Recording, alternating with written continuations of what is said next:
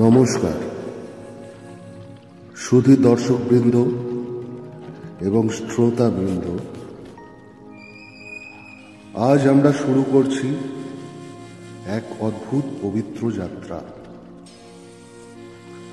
রামায়ণের বিভিন্ন খণ্ড আমাদের আলোচিত বিষয় হবে। আজ প্রথম খণ্ড রামায়ণ বালকাণ্ড। এখানে আমরা জানব সেই আলোকিত গল্প যেখানে পৃথিবী প্রথম জানল ধর্ম, প্রেম ও শক্তির এক নিখুঁত মিলন। জন্ম নিলেন সেই অবতার যিনি যুগে যুগে আদর্শের প্রতীক, ভগবান শ্রী রামচন্দ্র। অযোধ্যা এক পবিত্র রাজ্য, যার নামের অর্থ যে শহরকে কখনোই জয় করা যায় না। সেখানে শাসন করতেন রাজা দশরথ, যিনি ছিলেন একজন মহান ন্যায়পরায়ণ ও উদারবাদী রাজা। তাহার রাজ্যে ছিল শান্তি, সুখ, সমৃদ্ধি। কিন্তু রাজা ও রানীদের মনে একটাই অভাব, তাদের সন্তান। রাজা দশরথ বারবার যজ্ঞ করলেন, বিভিন্ন দেবতাদের প্রার্থনা করলেন। তিনি বললেন, হে ঈশ্বর, আমার গৃহে যেন এমন সন্তান জন্ম নেয় যে মানুষের মধ্যে দেবত্বের দ্যুতি ছড়িয়ে দেয়। অবশেষে মহর্ষি ঋষিশৃঙ্গের পরামর্শে তিনি পুত্র কামেষ্ঠি যজ্ঞ অনুষ্ঠিত করিলেন। যজ্ঞের শেষে অগ্নিদেব এক স্বর্ণপাত্রে পায়েস নিয়ে আবির্ভূত হলেন এবং বললেন, এই পায়েস রাজাকে দাও। যিনি এটি খাবে তার গর্ভে জন্ম নেবে দুটি সন্তান। রাজা সেই পায়েস 3 রানীর মধ্যে ভাগ করে দেন, কৌশল্যা, কৈকেয়ী ও সুমিত্রা। এইভাবেই শুরু হয় সেই অলৌকিক চরিত্রের জন্মকথা। যজ্ঞের ফলস্বরূপ 4 জন রাজকুমার জন্ম নিলেন। কৌশল্যার গর্ভে রাম, কৈকেয়ীর গর্ভে ভরত, সুমিত্রার গর্ভে লক্ষ্মণ ও শত্রুঘ্ন। সেই দিন অযোধ্যা জেগে উঠল আনন্দে। মন্দিরে ঘণ্টার ধ্বনি, আকাশে ফুল বর্ষা। সবাই জানল এই 4 শিশু ভবিষ্যতের আলোক। বালক রাম শৈশব থেকেই একটু আলাদা সকলের থেকে। তিনি বিনয়ী, শান্ত এবং অনন্য বুদ্ধি সম্পন্ন। গুরু বশিষ্ঠের তত্ত্বাবধানে তিনি ও তার ভ্রাতারা শিক্ষার্জন শুরু করলেন, যেখানে পাঠ্য বিষয় শুধু যুদ্ধবিদ্যা নয়, ধর্ম, নীতি, সেবা ও করুণা। গুরুদেব একদিন বলিয়াছিলেন, রাম, রাজা হতে গেলে আগে হতে হয় ধর্মের দাস। রাম মৃদু হেসে উত্তর দিয়েছিলেন, গুরুদেব, প্রজার সুখই রাজধর্মের সর্বোচ্চ পুরস্কার। একদিন হঠাৎ করে রাজসভায় আগমন করেন মহর্ষি বিশ্বামিত্র। তার মুখে উদ্বেগের ছাপ। তিনি রাজাকে বলেন, হে রাজন, আমার যোগ্য রাক্ষসেরা বারবার নষ্ট করছে। আমি চাই তোমার পুত্র রাম ও লক্ষ্মণ আমাকে রক্ষা করুন। রাজা দশরথ প্রথমে দ্বিধাগ্রস্ত। রাম তো তখনও কিশোর। কিন্তু বিশ্বামিত্র বললেন, তুমি জানো না রাজন, এই বালক সাধারণ নয়, দেবতারা স্বয়ং তার মধ্যে বিরাজমান। অবশেষে রাজা অনুমতি দেন। রাম ও লক্ষ্মণ গুরু বিশ্বামিত্রের সঙ্গে যাত্রা শুরু করেন। এ এক নতুন ধর্মযাত্রা। অরণ্যের পথে গমনকালে তারা প্রথম মুখোমুখি হন রাক্ষসী তারকার সঙ্গে। রাম বিন্দুমাত্র ভয় পাননি।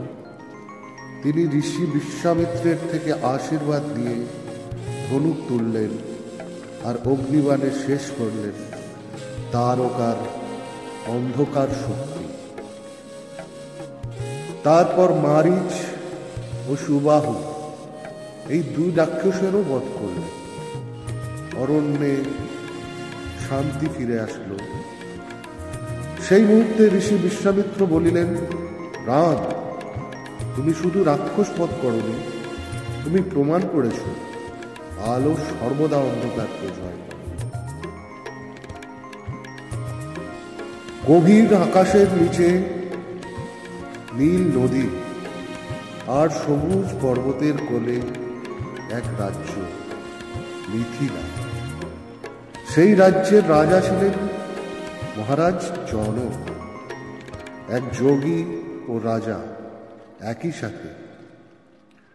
তার জীবনের ধ্যান, জ্ঞান সমস্ত কিছুই ছিল সত্য ও ধর্ম। রাজ্যের মানুষ তাহাকে অভিহিত করিত জ্ঞান ও রাজ জনক বলিয়া। একদিন রাজা জনক কৃষিক্ষেত্রে হাল দিচ্ছিলেন, কারণ তিনি বিশ্বাস করিতেন রাজা নিজে কোনো কাজ না করিলে প্রজা পরিশ্রম করবে কেন। হঠাৎ তার লাঙলের ডগা এক স্বর্ণমণ্ডিত পাত্রে আঘাত করিল। তাহার ভেতর হইতে বেরিয়ে আসিল এক অপূর্ব কন্যা। মুখে দেবী সম আভা, চোখে শান্তির দীপ্তি। মহারাজ জনক চমকে উঠিলেন, এই কন্যা তো স্বয়ং দেবী। আমি একে আমার কন্যা রূপে গ্রহণ করছি।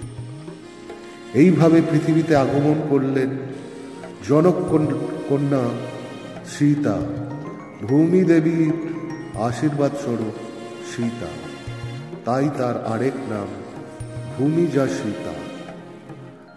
জনক তাকে রাজকন্যা নয়, দেবী কন্যা হিসাবে লালন পালন করেন।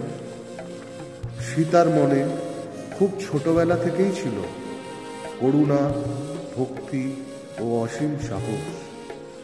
তিনি প্রকৃতির সাথে কথা বলতেন, ফুলে হাত বুলিয়ে বলতেন, তুমি যেমন খুশি ছড়াও, আমিও তেমনি ভালোবাসা ছড়াবো। গুরুজনেরা বলতেন, এই কন্যা যেন ধরণীরই শান্ত প্রতিচ্ছবি। অন্যদিকে রাম ও লক্ষ্মণ বিশ্বামিত্রের সঙ্গে পথে পথে রাক্ষস নিধন করে চলেছে। যেখানেই তারা যাচ্ছেন অরণ্য ভয়মুক্ত হচ্ছে, মানুষ ফিরে পাচ্ছে ভক্তি ও সাহস। বিশ্বামিত্র একদিন বললেন, রাম, আজ আমরা চলছি মিথিলা নগরে। সেখানে রাজা জনক এক মহাযজ্ঞ করছেন। তুমি সেখানে এমন এক দৃশ্য দেখবে যা তোমার জীবন পাল্টে দেবে। রামের চোখে কৌতূহল। তিনি তখনও জানেন না সেই নগরে অপেক্ষা করছে তার ভাগ্য লেখন সীতা। মিথিলায় পৌঁছে রাম দেখেন মন্দিরময় রাজ্য। দেবতার মূর্তিগুলো যেন প্রাণবন্ত। প্রত্যেক মানুষের মধ্যে বিরাজমান এক চরম শান্তি। সেখানে চলছে এক মহাযজ্ঞের প্রস্তুতি। রাজা জনক এক অদ্ভুত শর্ত ঘোষণা করেছে, যে বীর শিবের ধনুক তুলতে পারবে আমি সেই বীরের সঙ্গেই কন্যা সীতার বিবাহ দেব। ওই ধনুক কোনো সাধারণ ধনুক ছিল না, ওই ধনুক ছিল মহাদেবের বরদান, অতীব ভারী, দেবশক্তি সম্পন্ন, যা কেউ তুলতেই পারে না। যজ্ঞ মণ্ডপে ভিড়, বিভিন্ন রাজারা এসেছে দূর দূর থেকে। রাম নীরবে দাঁড়িয়ে আছে গুরু বিশ্বামিত্রের পাশে। বিশ্বামিত্র মৃদু হেসে বললেন, রাম, তুমি গিয়ে চেষ্টা করো। রাম ধনুকের কাছে গিয়ে ভক্তির সাথে প্রণাম করলেন এবং বললেন, হে মহাদেব, তোমার আশীর্বাদে আমি কেবল তোমারই সেবা করতে এসেছি। তিনি ধনুক তুললেন। এক মুহূর্তে সবাই নেমে এলো নিস্তব্ধতা, আর তার ঠিক পরের মুহূর্তেই ধনুক ভাঙার শব্দে আকাশ কেঁপে উঠল। শিবের ধনুক ভেঙে গেল রামের হাতে। মানুষ বিস্মিত, দেবতারা হাসলেন, আর সীতা মৃদু চোখে তাকিয়ে বুঝলেন, আরে এই তো সেই পুরুষ যার সঙ্গে আমার আত্মার বন্ধন। ধনুক ভঙ্গের পর সীতা রামের দিকে এগিয়ে এলেন, হাতে তার সোনার ফুলমালা, মুখে স্মিত হাসি। রাম বিনীতভাবে মাথা নত করলেন। সেই মুহূর্তে দুই আত্মা একে অপরকে চিনে ফেলল। কোনো কথা নয়, শুধু চোখের নীরব ভাষা। ওই দর্শন ছিল প্রেমের নয়, ঈশ্বর ও শক্তির মিলন। দেবলোক থেকে ফুলবর্ষা চালু হলো, আর জনক বললেন, আজ আমার ভূমি যা পেল তার পরিপূর্ণতা। ওইদিকে অযোধ্যা থেকে দশরথ রাজা সংবাদ পেলেন এবং তিনি প্রচন্ড আনন্দিত হলেন। রাম সীতার বিবাহের প্রস্তুতি শুরু হলো। সঙ্গে ভরত মান্ডবী, লক্ষণ উর্মিলা, শত্রুঘ্ন শ্রুত কীর্তির শুভ বিবাহ সম্পন্ন হল। সেই দিন মিথিলা নগর আলোকিত হয়ে উঠল দীপাবলির মতো। সমস্ত দেবতা, সমস্ত ঋষি, সমস্ত গন্ধর্ব সকলেই সেখানে উপস্থিত। ঋষি বিশ্বামিত্র আশীর্বাদ দিলেন, এই মিলন দুটি শুধু হৃদয়ের না, ধর্ম ও প্রেমের মিলন। বিবাহের পর জনক চোখে জল নিয়ে সীতাকে বললেন, মা, তুমি এখন আর আমার কন্যা নয়, তুমি এই বিশ্ব ধর্মের প্রতীক। অযোধ্যায় ফেরার পথে রাম ও সীতা দুজনেই নীরব, নিঃশব্দ, কিন্তু তাদের মধ্যে এক অদ্ভুত শান্তি, যেন দুটি নদী এক স্রোতে মিশে গেছে।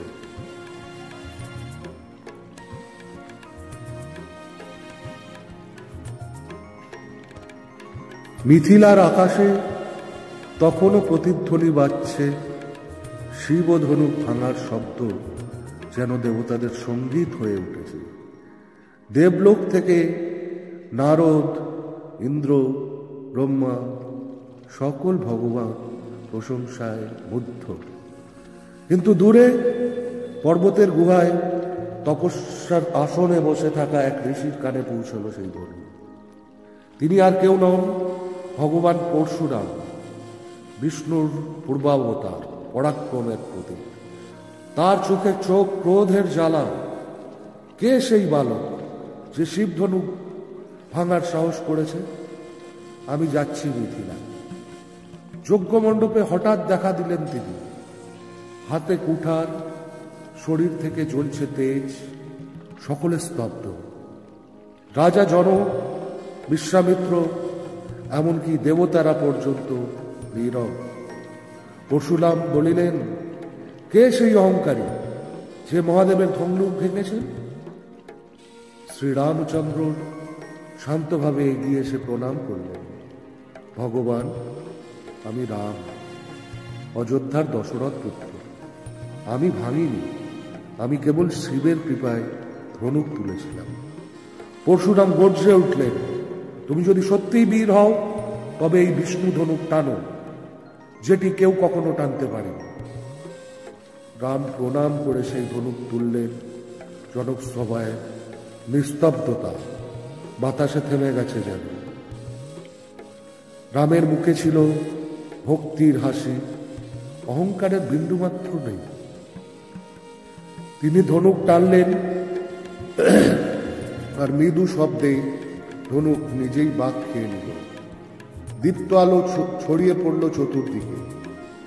পরশুরাম স্থির হয়ে গেলেন।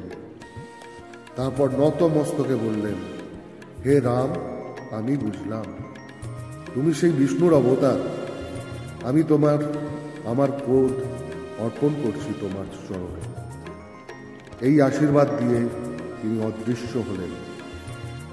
সবাই উৎসবের ঢাক বাজল, মানুষ আনন্দে চিৎকার করল, জয় শ্রীরাম, জয় সীতারমন। দুই আত্মার মিলনে ধর্মের জয় ঘটল। রাম সীতা পরস্পরের চোখে শান্তি খুঁজে পেলেন। দেবতারা ফুল বর্ষণ করলেন। আকাশে শঙ্খধ্বনি হল। কিছুদিন পর রাজা দশরথ মিথিলায় এলেন। দেখলেন 4টি রাজপুত্র তার সহধর্মিণীরা দেবদ্বীপের মতন দীপ্ত। অযোধ্যায় ফেরার পথে রাজপথে সাজানো দ্বীপ, গানে গানে প্রজারা বলছেন, আমাদের প্রভু ফিরছেন। অযোধ্যা যেন এক স্বর্গে পরিণত হল। মন্দিরে বাজলো কাসর ঘণ্টা, প্রাসাদে বাজলো আনন্দ সঙ্গীত। দশরথ অশ্রুসিক্ত চোখে রামকে জড়িয়ে ধরে বললেন, আজ আমার জীবন পূর্ণ, আমি আমার সন্তানদের দেখে গর্বিত। বিবাহোৎসব শেষে রাজ্যে ফিরে আসা স্বাভাবিকতা। রাম তার এই নতুন জীবনের প্রথম দিনে প্রজাদের সঙ্গে দেখা করতে যান। তার নম্রতা, সরলতা সবাইকে মুগ্ধ করে। রাম সীতাকে বললেন, আমার জীবন যদি বৃক্ষ হয় তুমি তার ছায়া, আমি যদি ধর্ম হই তুমি তার শান্তি। সীতাও প্রত্যুত্তরে বললেন মৃদু হেসে, প্রভু, আমি শুধু আপনাকে নয়, এই ভূমির প্রতিটি প্রাণকেও ভালোবাসতে এসেছি।